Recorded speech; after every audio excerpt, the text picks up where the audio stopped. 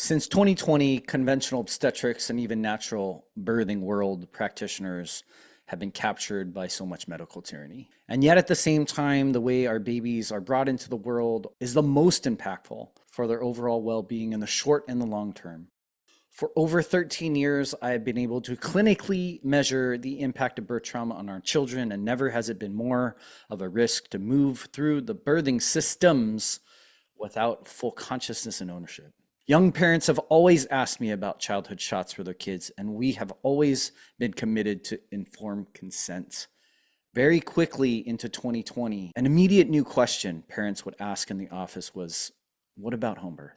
The demand for a more aligned and conscious birth is greater than ever, and there's significant shortages in aligned providers in our communities, especially birth doulas.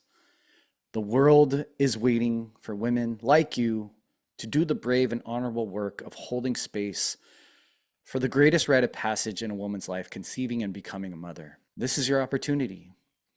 If you're wondering whether doulaship is your path to purpose, with a generous dash of abundance and sustainable success, my good friend and colleague Eyla Uncovering Birth Doula training starts May 15th.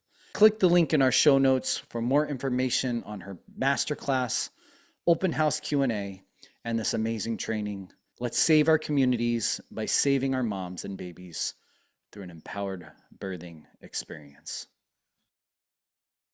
The desire to go off-grid and disconnect from the system was one of the single most important initiatives any household could have. Whether it is growing our own food, becoming sovereign in our energy production and usage, establishing alternative communication strategies, or digging a well and finding the infinity of primary water. About a year and a half ago, our family moved into our new home in North County, San Diego, on 3 acres of precious land here in America's finest county. One of the first things we did was hire Food Forest Abundance to design a regenerative layout for our land.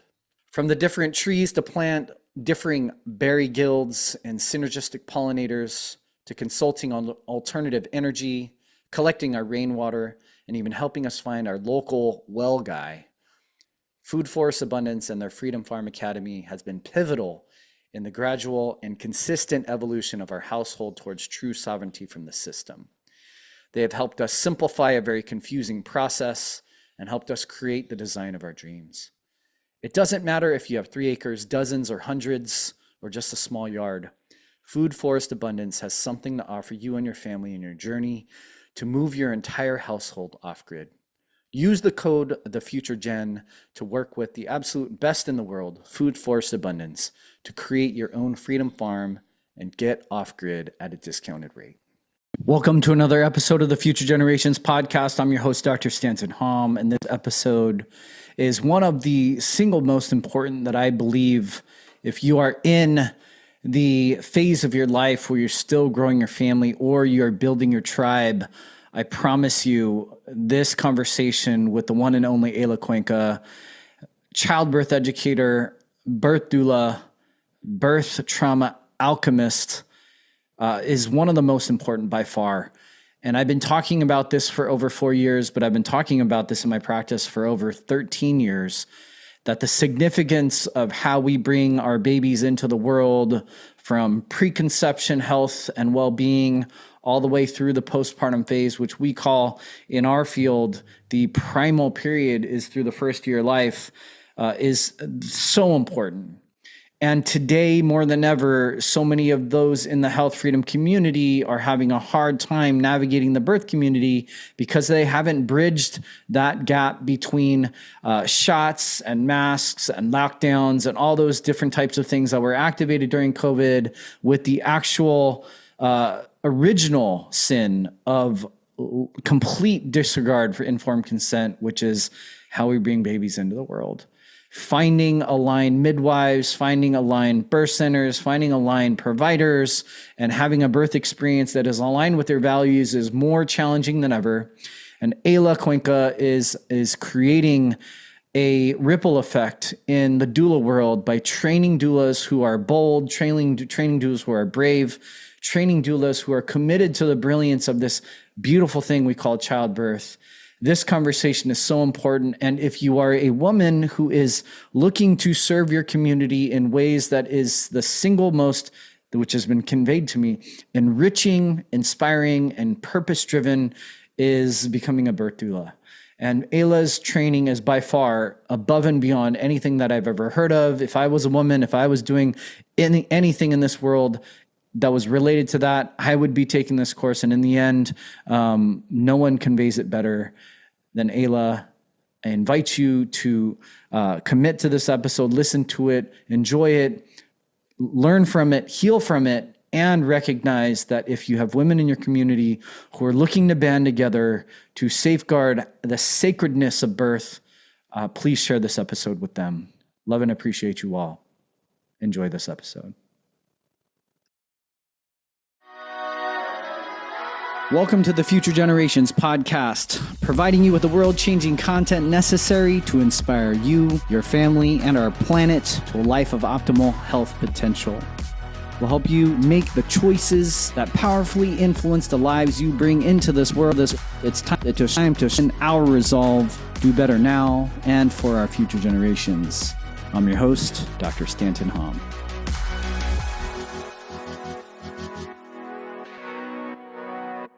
Okay, welcome to another episode of the Future Generations podcast. I'm your host, Dr. Stanton Hom, and I have with me someone who's been on the podcast before. It's been a little while, Eyla, and it is very exciting to chat with you again because of our pre-recording chat and knowing that we already knew there's an incredible alignment of values, and then as we kind of dig deeper, sometimes you just start to recognize there's so much, especially when it comes to how we bring babies into the world, because you could shut down the world and life still continues and moms still need places to have babies in their fullest sovereignty and their fullest safety. And in the end, I believe you to be one of the most important people that I've gotten to know over the last few years. Birth doula, birth educator, birth trauma alchemist, and in the end, just something that I can't wait to have a more deep discussion about, because I can't wait to see where we go. So I would love for you to introduce yourself so everybody gets to know you again. Yeah, it's really good to be here. I think it was like the beginning of pandemic that we connected on the podcast. So it feels like so much has happened, and also like it was yesterday. So I'm happy to be here with you. I've been working as a birth doula now for a little over 10 years, and I work with placentas as well. I'm a lactation counselor. I like to be on the ground, so to speak, with women one-on-one, and despite now being primarily online as an educator, doing a lot of offerings, helping men, or guiding, I should say, not helping, guiding men and women, just stepping into more sovereignty is really the goal. So I have, courses that I'm doing online to support that. And now really focused on the doula training, sharing all of these modalities and what I've learned over the last decade so that women everywhere are able to access someone who has the knowledge in birth that's going to take them to where they want to go. I love that.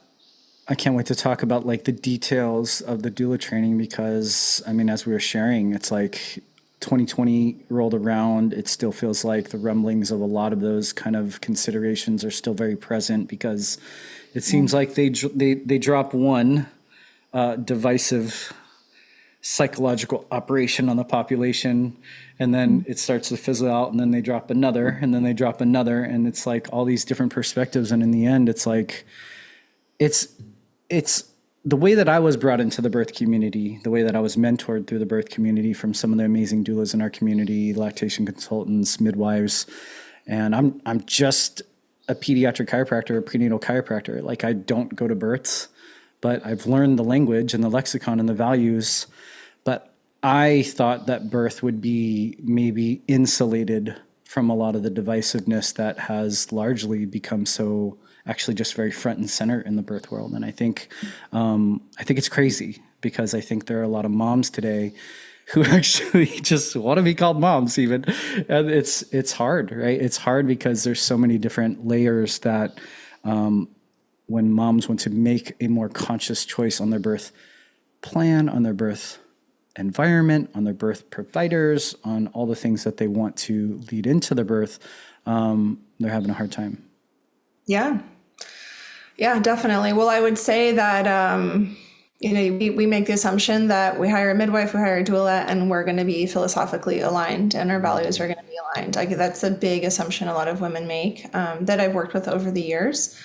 And it's not the case, right? Because we have all types of logic informing birth and the way we perceive birth, right? Originally, back in the day, we had a cultural, spiritual, and woman's logic. The woman's logic is what the woman wants for her body, what feels natural.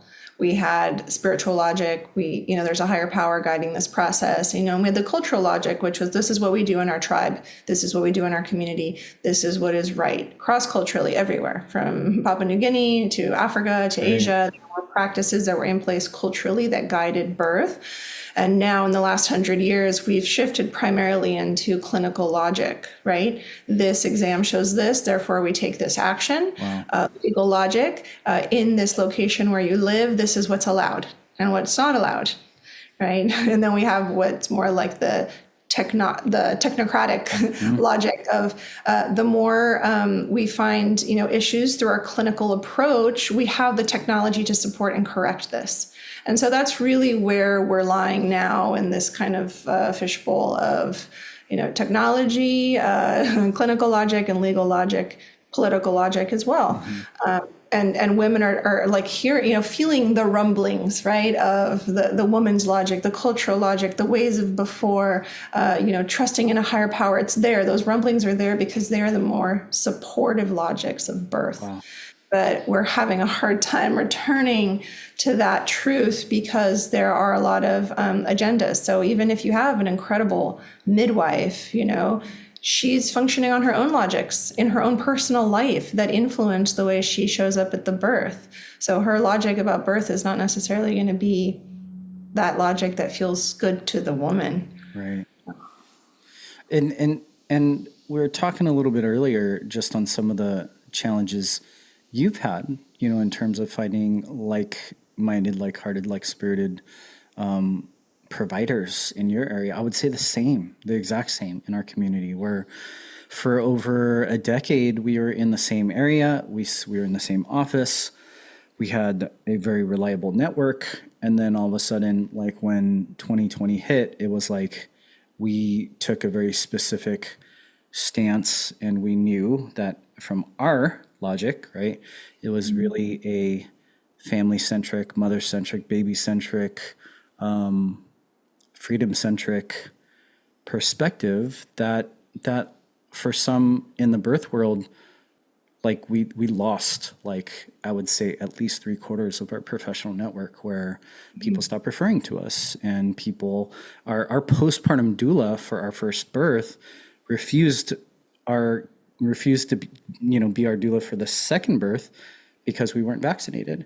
And this woman, we literally like she saved our lives like the first time around in so many ways, left and right, upside down. And come the second baby, because of our personal choices, like she said that we couldn't be her clients, and we were, and at the same time, not professionally related anymore, where I couldn't send people her way, and we were largely not allowed in certain network groups in San Diego, which is, crazy, because it's really just, you think that you would be insulated to some degree. And I think the same is true for a lot of our families, right? A lot of our mothers, right? Finding the doulas, finding the midwives, finding you name it. I have a doula who reached out to me because I just went on our birth workers Facebook group one day, and I just wrote a pretty long post, and I just said, hey, I know I'm not everybody's cup of tea, and I know that I have a very unique perspective that maybe a lot of you don't align with, but I'm looking for those informed consent-based birth workers. You have taught me this principle. You guys have brought me into this, and I'm looking for it with regard to this modern kind of way that informed consent is being challenged. And a lot of people liked it. Some people commented more diplomatically, and I got a ton of direct messages from doulas, lactation consultants, from so many people that were just like, thank you for saying something. because at the end of the day, I've been told on the doorstep, going to my client after I hired, after we signed contracts, that because I didn't have this, or because I wouldn't wear this, or because I wasn't this, they told me to leave. And it was like, wow, okay. So, and I'm thinking about leaving Birthwork. And I said, no, like, don't leave, because my people for sure need people that are willing to at least abide by these, what we used to believe were universal principles. Would you say that these doulas are like navigating how to represent their values without, like, there's a fear, right, of saying, like, being public and saying, like, 1,000%. you're 1,000%. safe with me. If you don't want to wear a mask, if you're not vaccinated, I will support you, because then they feel like they're branded, right? It's like they've got the mark, and so now they're scared they're not going to get clients. So there's a fear of, their livelihood being affected, I guess you could say, right? Right. In the doula training, over the last 3 years, that's a concern that comes up a lot, right? Like, I live in an area that, it's pretty oriented this way politically. There were a lot of systems in place where unless you had proof of vaccination, you couldn't go in. And so now I really just kind of like don't say anything. And then I like try to have the conversation with the client, and then I'll make accommodations. Like, I will wear a mask, even though I don't want to. And I just, so it's like they're in this kind of what I would call like a smush, of their value system and their needs being in conflict with how they're making a living and being in the world. And it's an uncomfortable place to be. And so I say to them, there are women in your community who are aligned with your value system a lot more than you think. Mm-hmm.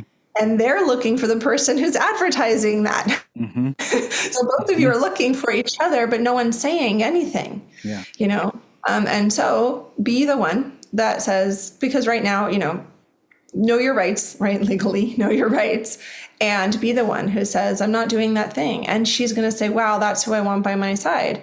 We're not for everybody. We're not supposed to be liked by everyone. So there is an element here of like the people pleasing and the fawning, right? Like it's a version of self-betrayal in order to maintain connection. So there's that psycho-spiritual element, just that a lot of women in general, and men, but women, we're speaking about doulas, like birth workers should address, like, if I am me, I'm scared to lose connection. And that goes deep, deeper to our childhoods, to how we were raised, and to how we were in school and all of that. But that's a dimension of it. It's not just scared I'll lose clients because I'm not masking. It's like there's a deeper wound there. And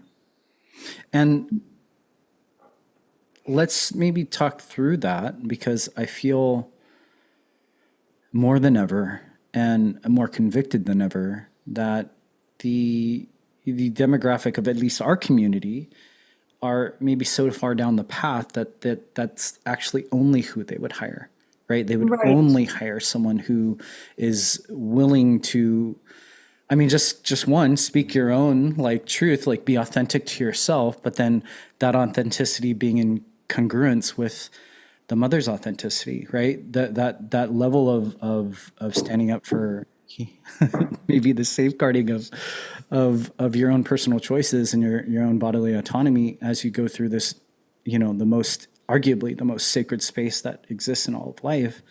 Like, it's really important to find that person that is willing to be, some of the teachers in chiropractic would call it like the hollow bone or the empty vessel, right? The thing that helps shepherd in this new life and help this mom alchemize from, maiden to mother, sometimes for the first, but then as they bring in multiple babies, like they're looking for more refined congruence, like with who they are, right? Yeah. And, maybe it is in that doula is like in her sense of sovereignty that she has in the world, like making this decision, like I only associate with people who, get the vaccine or wear the mask or follow these guidelines. Like, that is me believing in this. And I choose to only align, with people who do that as well. Like, that's her choice, right? She's done her research. Like, I guess she did the research and she saw that the benefits outweighed the risks, and like that was her choice, right? And that's fine. But what I'm saying is that are a lot of doulas who have talent in the sense of holding space for birth in some regard and guiding women to resources, but they haven't actually mastered sovereignty in their own lives.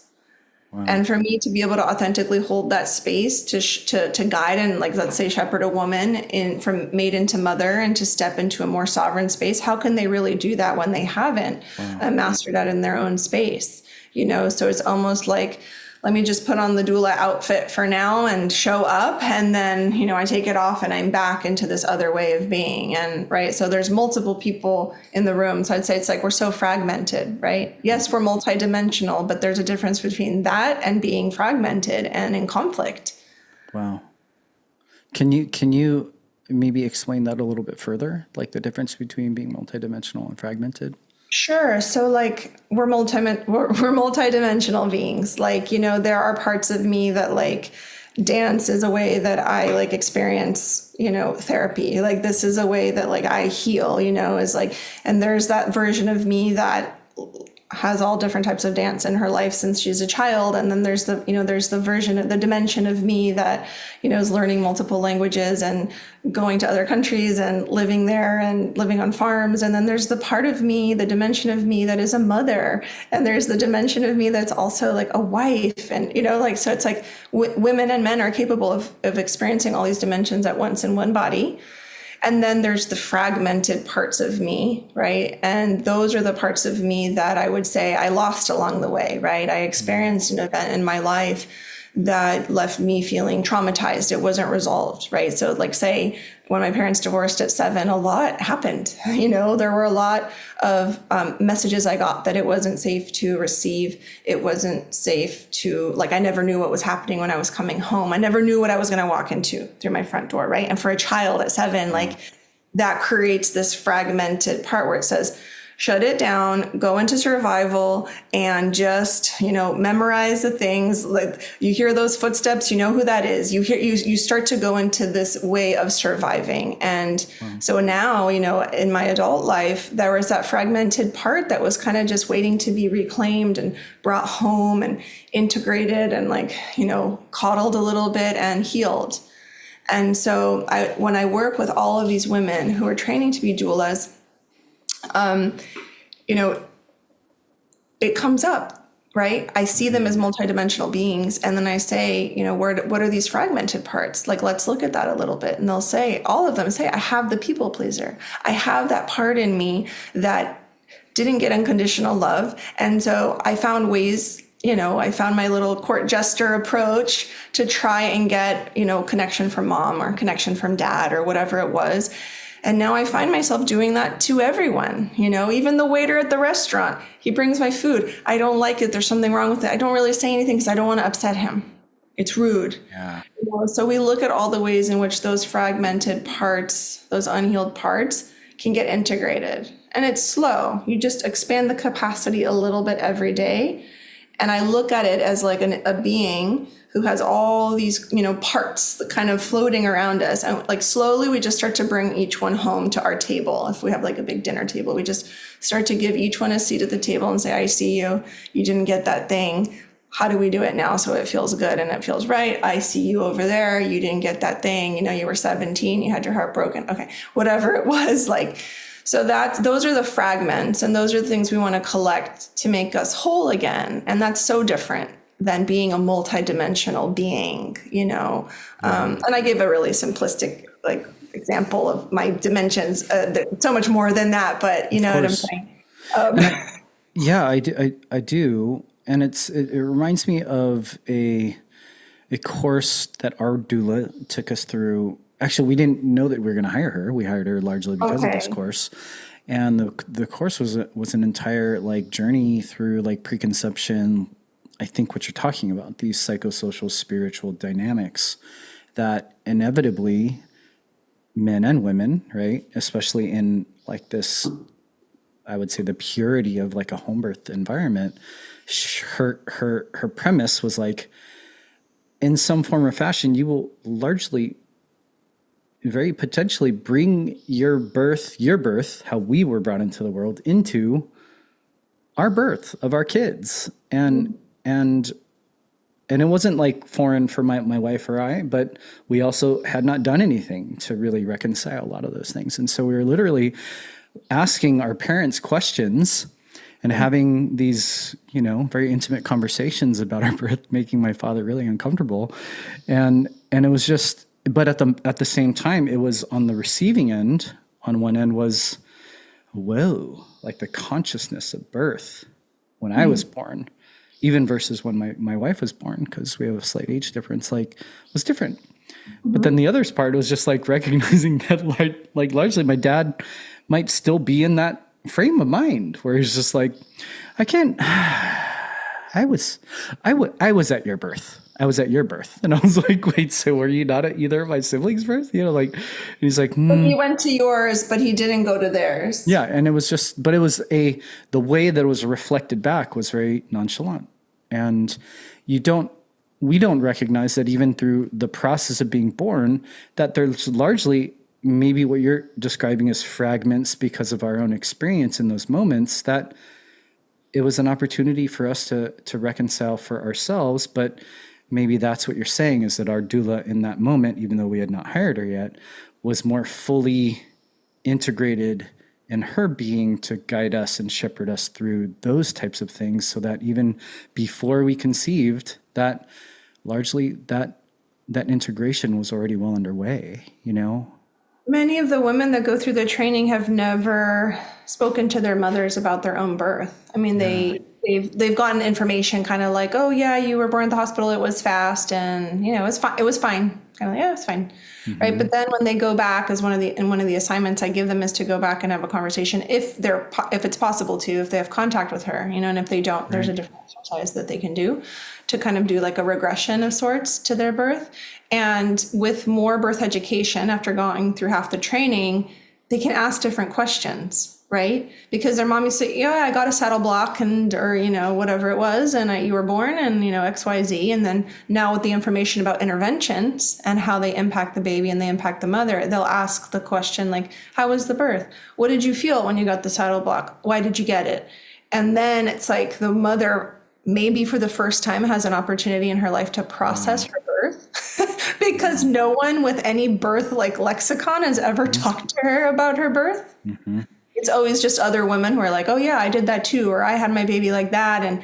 But that knowledge of birth, the vocabulary of birth, very rarely does anyone with that ask us about our birth. So there's no processing. And I feel pretty confident in saying now over the last decade, most women are traumatized from their birth experience at varying degrees in the spectrum. Just it's not always severe and high drama, but it's sometimes minor, and that can fester. How do you see, maybe in the more, maybe through your training, is that something that you cover? Like if your clients are more, if they're mothers, and is that something that you navigate with them, is their own trauma through birth? Yeah. I get a lot of client or students in the training who've, some of them have had like amazing births and they want to share the possibility of a woman having that. So they want to become a doula and they're like, I want to support that. But many of them are like, I had a really traumatic hospital birth and then I attempted a VBAC and it was successful, but it still wasn't exactly like in that empowered place I wanted to be. But I'm still glad that I was able to break out of the C-section routine and so there's a lot of that. And yeah, for sure we process. And it's so funny, as women just learn about normal physiological birth and what's possible and how simple it can be, that in itself is quite healing for the woman who's had the very complicated, unsavory, traumatizing experience. And they might say, oh, that's what happened. Oh, like something will unlock and say, oh, when I went at 38 weeks for an ultrasound and they said my baby was too big and they scheduled an induction, I could have gotten a second opinion and gone somewhere else. Or I could have said no. Oh, that's where I can take radical responsibility and stop blaming the doctor. Wow. And I can just start accepting that at that point, at my evolution at that point, that was the choice I made.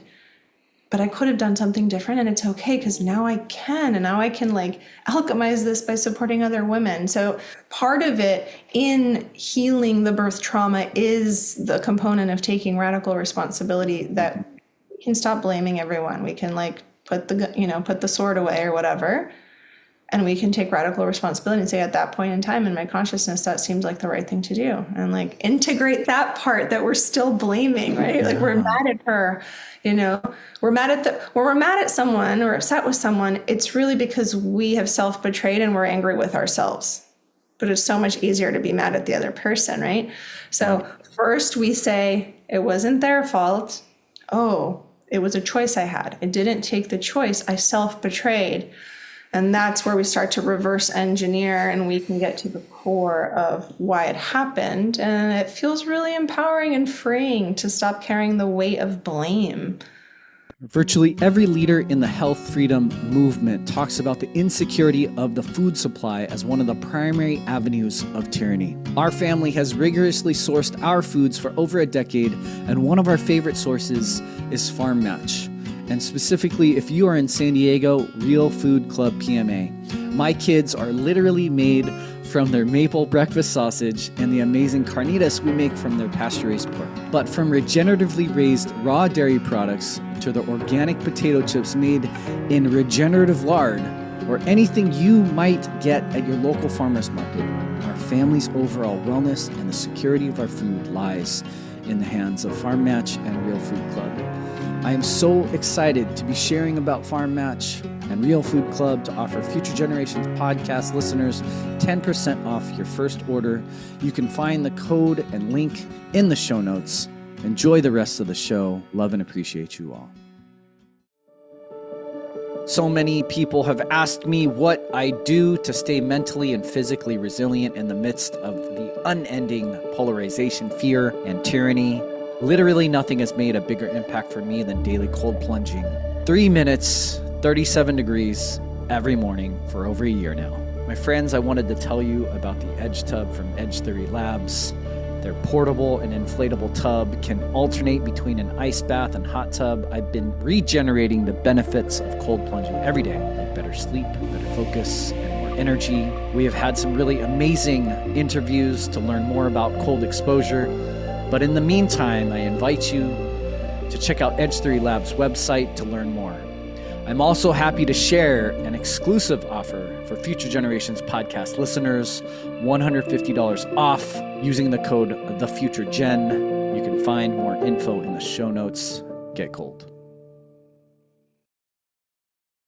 What's up, FG fam? One of the single best companies whose products have supported the optimal wellness of our family for years is Earthly Wellness. Kate TG and her team have stood for truth, health, and freedom in ways that paved the way for so many of us. They experienced heavy levels of censorship long before it was popularized, and they stood strong and persevered. Their products are clean, cost-effective, and honestly, they work for all ages. From supporting my wife, our oldest, and our little guy, Earthly Wellness provides products that have been foundational for our family for years. We especially use their products right before bedtime. Their Feel Better Fast and other herbal tinctures are some of the best in the world, as well as their amazing Goodnight Lotion, the magnesium oil, are mainstays. I am so excited to be partnering with Earthly to offer Future Generations podcast listeners 10% off your first purchase. You can find the code link in the show notes. Enjoy the rest of the show. Love and appreciate you all. The training that you have, I mean, I just have this perspective that obviously that I believe we share. Birth is sacred, right? And birth is normal, right? And it's just life. And I find that in my practice over the last decade, our patient population has evolved, right? Where early on, most of the conversations were about kids, largely after babies are born. And then we had a pretty strong pregnancy-based practice, and it was more about respecting what families were already going through. They weren't necessarily coming to me for all of those choices and all those different options. And then now it's almost like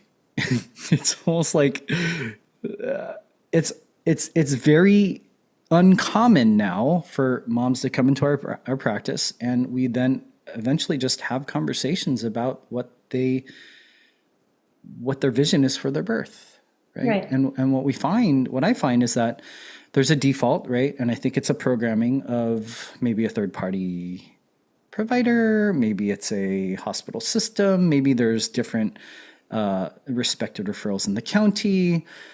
And I find that there's typically a value set of our patients that's very refined and it's very high. And there's this discrepancy of what is available, right? Mm-hmm.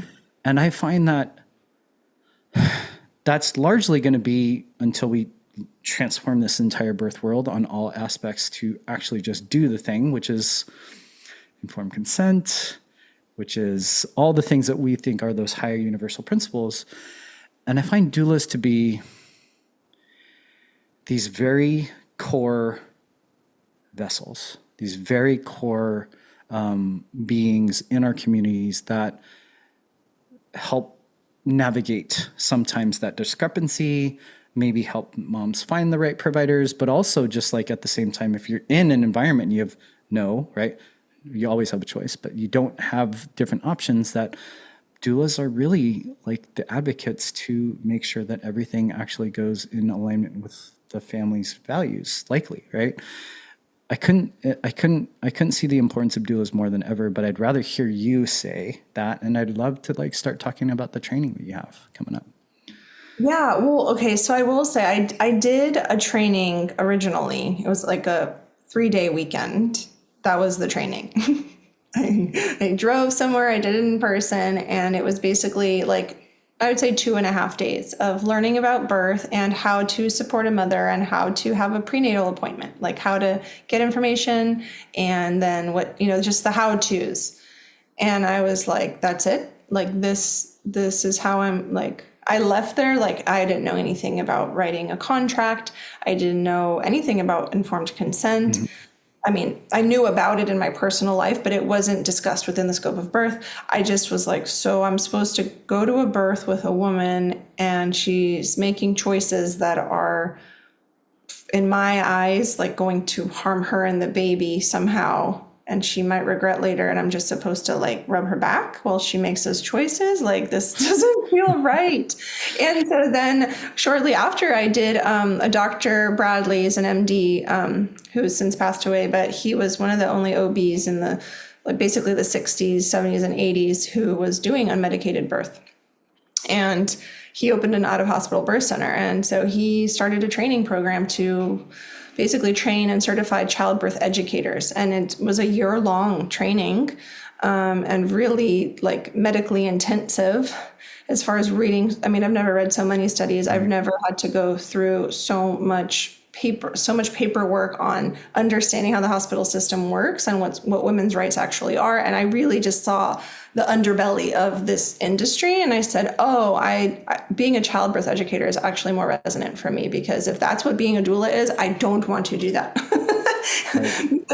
I wanted to speak to large groups of people and say, there's another way. And then I found a way to fuse the two. And I created my own version of what I think a doula could offer, which is kind of like holding up a mirror in a sense, in a very gentle way to the woman, saying, express to me what you want and hear yourself saying this. Does this feel true? Does this feel right? Okay. What are all the options, right? Are you available to consider, this? And why is it uncomfortable to consider something new? Oh, because your family would judge you. Okay, that's just an example. What does it feel like if you choose this for yourself? And where have there been other times? And so it's like it became about seeing the woman as a whole woman, having this whole experience that spans all the way back to her childhood and all the way forward to how she wants to be a mother. And through that, not bringing my own personal convictions of like, if you do it this way or that way, it's wrong or right. It's never about wrong or right. It's like, did she arrive at a place where she feels really excited and she feels good? And that's going to look different for every woman. And so I would say that's why I created the doula training, was because I knew that there were so many trainings out there that were like doing what I had done the decade before, of like basically be an accomplice in like a crime. That's how Yeah. it felt. Yeah. And, and then so many women say like, oh, I had a doula, it didn't work. Or like, oh, we made a birth plan. It was still like a horrible experience and there was an emergency. And I'm like, okay, not that the doula is going to change the course of your birth, right? What's meant to be is meant to be. However, I wonder, like, did the doula even offer her options? Did she say, yeah, I know that you were really considering an epidural, but I also know as your doula that you really want to breastfeed. I'm going to show you how getting the epidural is going to be in conflict with breastfeeding. And then we're going to just weigh it out. Like, is breastfeeding more important, or is like 10 hours of pain relief more important? Like, and then we look at that. So it's not about saying, oh, the epidural is so bad, it's so wrong, it has fentanyl. It's about saying, well, okay, do you want to breastfeed, or do you want to have an easier postpartum recovery? Ask her what she wants. And she says, yeah, that stuff is so important. And I say, okay, well, the epidural is going to make it harder. Wow. And then it's like with children, right? I mean, you have kids, it's like, you don't do reward and punishment. You say you have choices, and which one's going to feel better to you? Yeah. And I think that's more than ever so important, right? Because we have largely this population in our community that has awakened to informed consent more than ever, right? Especially in regards to vaccinations and fake vaccinations and untested vaccinations and masks and social distancing and things like that. But when it came time to have a baby, it's almost like some didn't bridge that informed consent world. Like, and I had one of my wife's in her community, one of the women in her community, in one of our events, like, because we had different camps, right? We had birth people and we had COVID, people, and I just overheard one of the birth people say, "Well, freedom fighters don't know shit about birth," or something like that. I was like, "Whoa! Like, what is like what is happening here?" And I don't think that's how you get them to know more about birth, but there's a really important bridge that I think you are one of the needles in the haystack in the birth world that are willing to kind of help families recognize that it's a universal guiding principle of knowing your choices, and nowhere is it more important as you bring your baby into the world. Knowing choices and also understanding priorities, because I think I see and I've observed that, yes, safety is the priority, right? For so many people, what does safety mean? That's like that's what I talk about in the doula training, is like, let's shift our perspective of safety, because right now the birth narrative is make sure you get out alive, because alive is success. Like when I talk to couples, because I do a lot of couples consultations, and the husband, you might say like, well, we've been doing, we're having issues with fertility. We see friends who do IVF and they have great success. And we have, friends who just keep trying naturally and they don't have success. And I say, so define success. And he says, well, getting pregnant. And I said, okay, so what about doing all the work and all the healing around why you're not getting pregnant?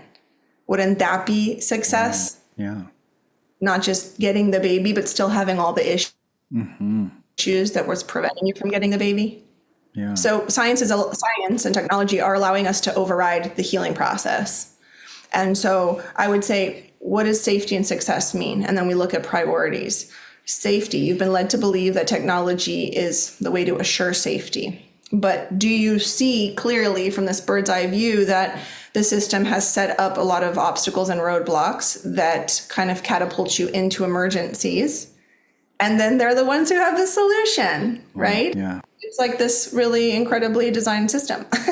And so if you were to just let this natural process unfold without intervening, you would also most likely have success. And guess what? You'd actually be safer. Wow. Tell me a little bit more about your training. Yeah, so in the training, it's a 5-month container. And it's on Zoom, which is amazing because we have women from all over the world. And also, it would be great if it was in person, every week. But it's on Zoom, and we meet every other week. And the first 8 weeks is all live classes on the natural, normal physiological process of birth, informed consent, interventions, vaccinations, the function of the placenta, various modalities to heal conditions that would be termed as high risk. So how does a woman take it into her power and take it upon herself to heal all the high risk stuff that they're typically diagnosed with, and then a C-section or an induction is scheduled. So we learn all about birth.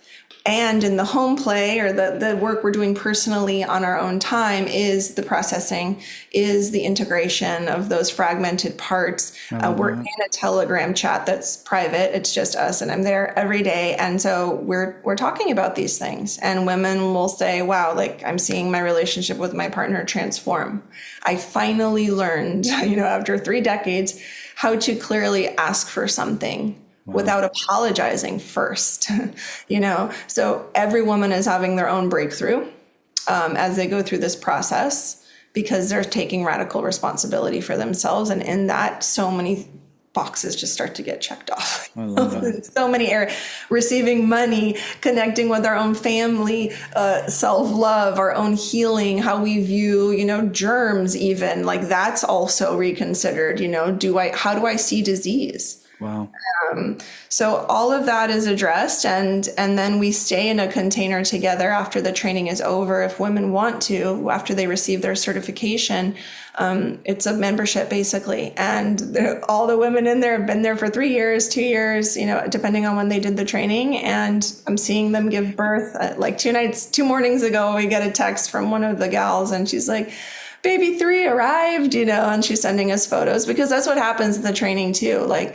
Like I said, relationships are reinvigorated, and our confidence as a woman after having traumatic birth experiences, that shifts in this training. And then we say, I can do this for myself too. I can support women, and I can be empowered. So, it's really such a beautiful container, and it's a labor of love. It's a lot of, myself and my incredible assistant are like involved every step of the way. And my goal is for the woman, working as a doula in her community, to also get clients and build community authentically. I love that.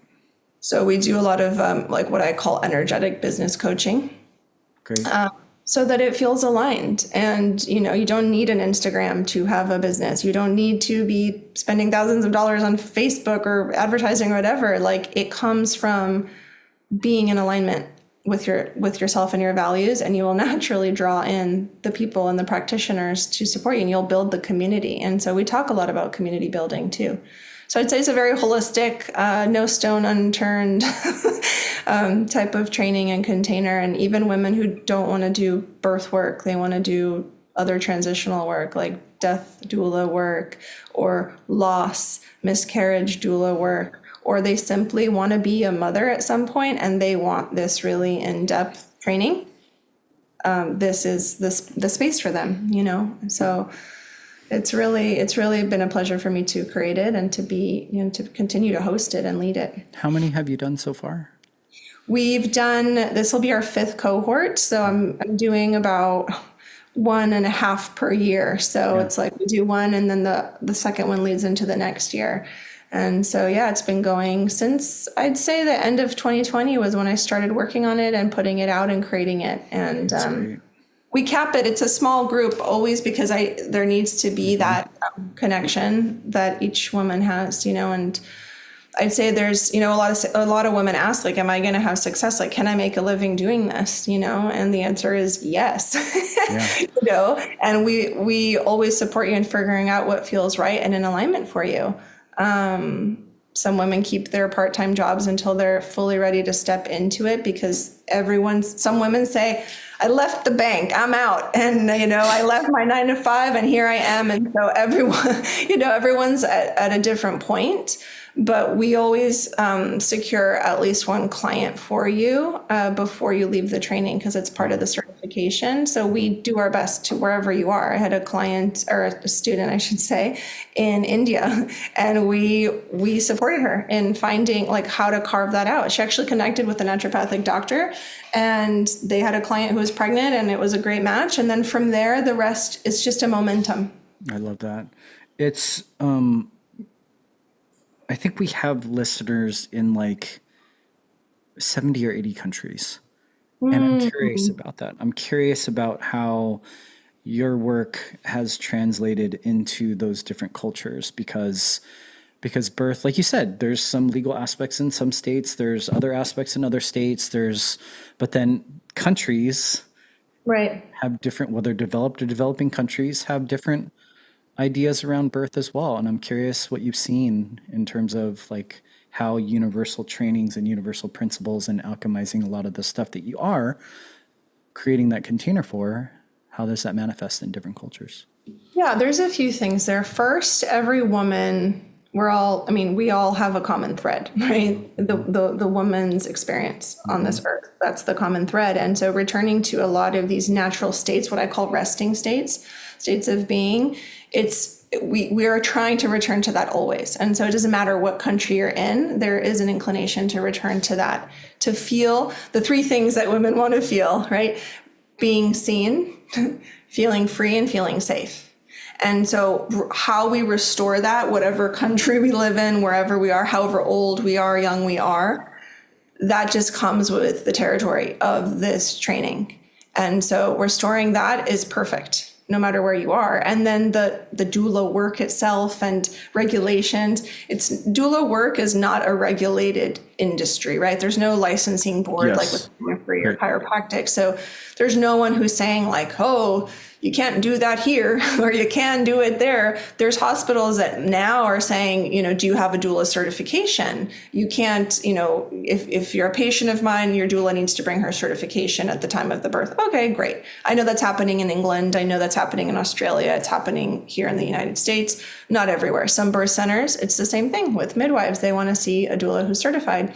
So whenever we've had a student in another country, another state, and the place of birth wants more information, they just get in touch with us and they get in touch with our team and we talk to them about the training and we explain, like they say, we just don't want your doula getting in the way of the birth. Like explain to us that that's not going to happen, And I'm like, okay, this is how I've trained the doulas to work with you.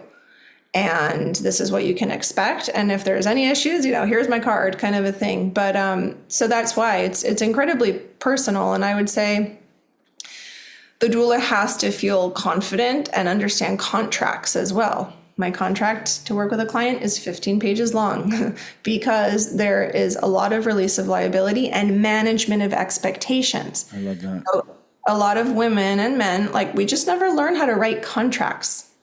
And that goes back to a lot of deeper stuff, but no one really teaches us about that. And so we learn a lot about writing contracts. What is informed consent? When you share this, you agree to this, you release yourself of this. And some doulas say, I don't want to talk about the COVID stuff. I'm just going to bring it up like at one of the prenatals, like later. And I'm like, no, you bring it up at the beginning before they sign the contract, because it's not, you're duping someone. Yeah. Saying that you're okay with mask wearing and then trying to get out of it later. Right.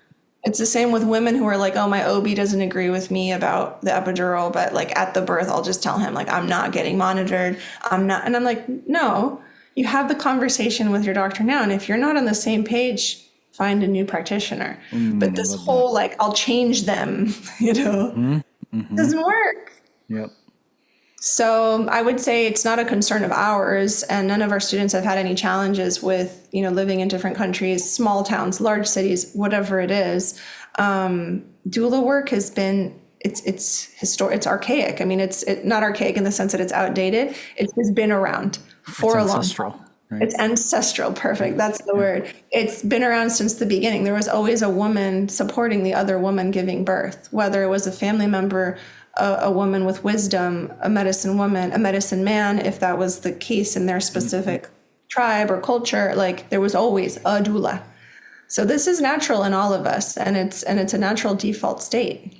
And you have seen your training essentially help people kind of bring that service is too small a word, right? Right. Offerings, Archetype is also not the right word, right? but bring that energy, bring that field into their communities, regardless Absolutely. of where they're at, because of how Regardless of universal where it they're is. at. And, some of them say, I don't ever want to set foot in the hospital as a doula. And I'm like, okay, let's like check the polarity talk. What's up with that? Why? I know it's not the most pleasant place to be, but what about you is rejecting the thing?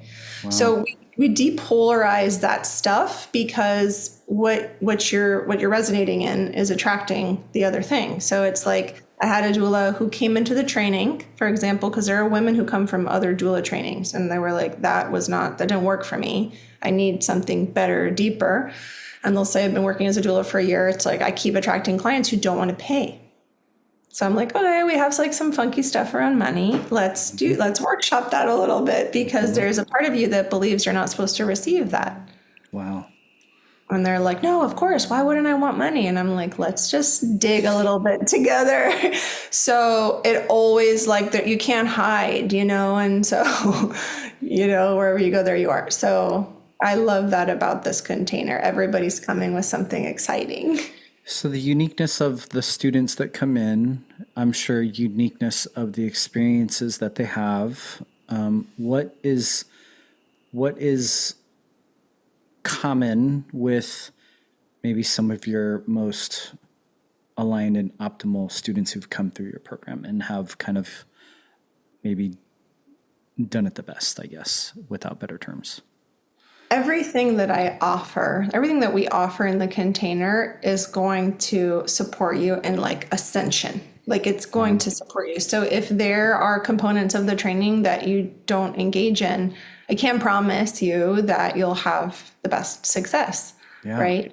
So if you're really, doing all the homework, or I call it home play, in the birth, you're learning about interventions, you become really well versed, but like you kind of shrug off the self-reflection and the taking radical responsibility of certain patterns that are toxic and maybe limiting you and your capacity to expand. I can't say that the solopreneur journey is going to be easy, right? And so also if you want immediate results, right? Like it's not a race. I mean, yes, you can join a doula group where you can get guaranteed clients, but know that in the beginning, there's a long game with entrepreneurship.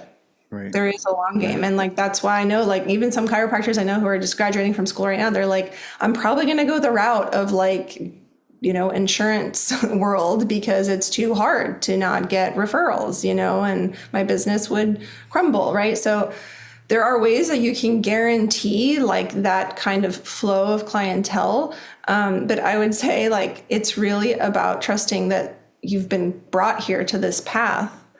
You have all the resources, and are you willing to invest in yourself? And that's really the bottom line. And so everything we offer is going to set you up for success. I love And that. I would say like we have women who are in their 20s. The most recent cohort, we had someone in her early 70s. Right now we have Wow. someone in her early 70s. It's really diverse. And even one of the women said, I'm so like nervous to join because I feel like what women want is like some young, spiritual, kind of healthy looking doula. That's what she said. And I was like, who? Because I personally want like someone who like I feel like has way more wisdom than me. And like in my perspective, Right. that's often someone who's lived a whole life of experience. So anyway, it's just, and so I say like, let's talk about that limiting belief. Mm-hmm. At what point were you made to believe that you had to look this way to connect or whatever it Wow. is? Wow. So yeah, I would say the entrepreneurship it's a long game, and it's very rewarding. So that's why some women they'll do placenta encapsulation, which I teach well, which is regular. You can set it up. It's that kind of a thing. Other modalities, acupuncture. They'll get a license to touch. They'll do massage. Like there's ways to enrich your path. Some of them are chiropractors actually that have come through the training, and they say I work with pregnant women all the time. And I like don't know as much about birth as I think I should. Mm-hmm. Mm-hmm. So, it's for everyone, I really feel. I think it's amazing. I mean, I've been in the birth community here for over a decade, and I would say that, a lot of our patients are doulas, and a lot of our patients have expressed sometimes the amazingness of being a doula, right? The amazingness of being able to Yeah. be in the act of creating and holding a space for this radical transformation, right? This birth of life. And then sometimes you hear those other aspects of things like, yeah, being a business owner, being an entrepreneur, what environments are more ideal for you in that. And then also maybe like some reflecting in our practice, like I never wanted, like you said, I never want to do a hospital birth, but not really having a vehicle to reconcile what that polarization might be, if and regardless of whether you choose or not to choose to go back into that system, there's a polarization that's largely going to fragment and create dissonance in some form or fashion in someone's life. And in the end, it just sounds like such a whole training, in a Yeah. sense that you're you're not going to be unseen.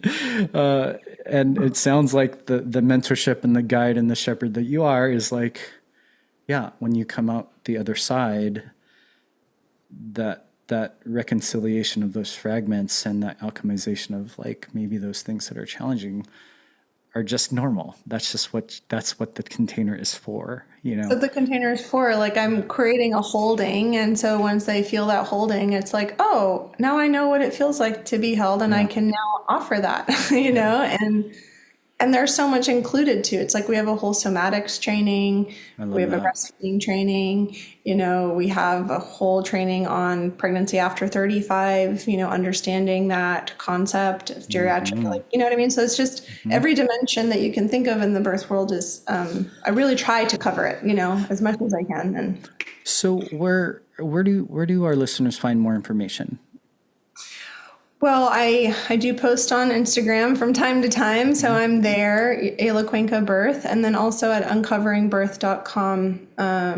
All the information is there. I know you'll share the link. We're going to be sharing all the links and all of that. And Yeah, and so hopefully they just find me through you and your amazing practice. But yeah, that's where we are. We're at uncoveringbirth.com. And I do meet with people one on one. I'm doing free 15-minute calls from time to time for women who are interested in the training, but not really sure, whatever doubts or, reflections you have. I love to workshop, and see if it's right for you, you And I know? love I love what you said, that dyad right in the beginning. You said that there are women who have had these these radically amazing experiences that just want to create that opportunity and that experience and pay it forward or pay it back, however you say it, for women in their community. And then there are women who have had maybe those more traumatic experiences, and they find that through the training and they become more whole and they alchemize a lot of that, and then they create this opportunity for a lot of these women who largely maybe prevent a lot of that stuff from happening, but also just help them realize like what it is that is their vision for that birth that they're bringing into the world. It's such a cool like place to kind of start and end, which is amazing. And so many women who don't have children who want to learn about this and hold this space, and it's an initiation. Birth is an initiation, right? That's a woman's initiation. I also say it's an initiation for a man because there's a whole conversation to be had about Hmm. the role for me, which is equally important to the woman's. But this for me, this container is really an initiation from stepping outside of the girl who is afraid to ask for what she wants and express her needs and desires into the woman who does that clearly. So I'd say there is a birth portal that the students go through, no matter what age, no matter if they've had kids or not, no matter what has happened. It's probably a whole other episode to talk about the initiation of men. Oh my Maybe we God, can't I go down that know. path right now, but I talk but about it with my students. I'm like, we need to respect men. And they're like, what? and but I appreciate you saying that, because I would say in our community there's often the men who are already conscious. They already understand. They would be able to pick up with one of your doulas and just just run with that journey, right? And then there are some who don't even know that they're operating, and maybe back in, I was born in 1978, like my dad in 1978, and it's like, wow, like, and then I watched the dynamic, right, between mom and dad as they're going through this journey, and I'm like, how many resources can I possibly give this man, because this is an initiation, and if you don't understand the initiation of you becoming a father, then that is largely going to be a massive fragment for the entire ecosystem of your family. But we can't go that far today. Yeah, we'll go there. We'll go there. That's another one, but I would love to have it sometime. So what's one thing you would leave us with? What's one thing you would, if somebody's interested in moving forward with your training, if somebody maybe for the first time has that seed planted, what would you say would be a good next step for them? I would say, like, this, for me, we're just in a time of a lot of change. Like, I know that everyone has been saying that for a while, but right now it feels like things are happening fast. And I'm of the belief that whatever comes into my field at this point is like, there's a choice point, and it's for a reason. And I like to follow that. So if you feel like, okay, I've come across this, like, what is this for? I'm here and available to reflect on that with you, and maybe it's not the doula training. Like, maybe it's something else, like a whisper of like, oh, I kind of want to resolve what happened 30 years ago at my birth. There's always an opportunity. For me, birth is like, when we understand how birth impacts society, we can get to the core of chronic illness just by understanding what happened there, and then what happened subsequently in my family dynamic, in the hierarchies in my family, what was left unsaid, who was excluded, who was included. All of that creates this ecosystem in our body. And so just by understanding birth, we can start to unbraid a lot that might feel really mysterious for us in our lives right now. And you might not think birth is the way, but I'm telling you, it is. Yeah. I mean, we from a different maybe lens agree more than maybe we could even talk about, in a sense that the trauma of birth, the normalcy of birth, but it's the only way onto the planet. Like, it doesn't matter if you know your mom, right? It doesn't, like conception, gestation. It doesn't matter if you've never even talked to them in 3 years or whatever it is. Like, there is a lot to unbraid there that is actually like, don't be scared. Like, and then say, like, I don't actually see how this matters. Like, because a lot of people say it happened so long ago. How is it impacting me now? The body doesn't understand linear time like the brain does. So what happened 40, 50 years ago, like, there may be something going on now that it's like, it's still kind of circling the drain around what happened at the birth. And like, let's look at it, I love that. Yeah. Eyla, you are amazing. I'm so grateful for this, for this hour with you, for you sharing from your heart, but also just like this opportunity for women in their community to step into a role as I could not express the importance and the significance of doulas in virtually every community around the world today. My grandmother was a doula back in Taiwan when my mother was born, and my mom was like, yeah, everybody was born at home. And it's like this, the consciousness in one generation, you move to America and it's like completely different. And what I find that our generation and our family is really trying to reemerge back into what those ancestral roots are. And I believe that all of us are essentially being called to that very, very, very in reality and in consciousness, but also very intuitively. And it's like, I believe this to be, it's like a part of me is like, I kind of want to take this training. I had actually 3 men inquire this time around. Yeah. I just because of, I love the layers, and I love the way that you seem to guide women through this training sounds like one of the most healing programs that I believe I've heard, regardless of what profession it is, which is really amazing. Thank you. I love Thank that. you for saying that. I really appreciate that.